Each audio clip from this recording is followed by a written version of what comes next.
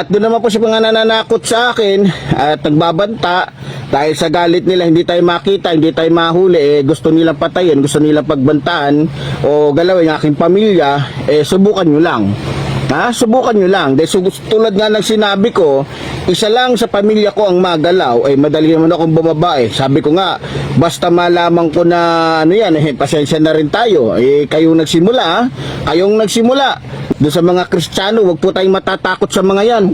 Huwag tayong matatakot sa mga yan. Kaya nga umaabuso yung mga yan. Dahil akala nila sila na lang talaga yung matapang dahil pumapatay sila Na-trace na nila dito, na-trace na nila.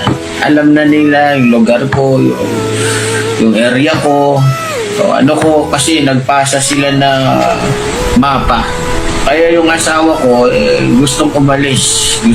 Sabi ko, maghintay, baka may tumulong sa atin na, di ba? Pero wala Kaya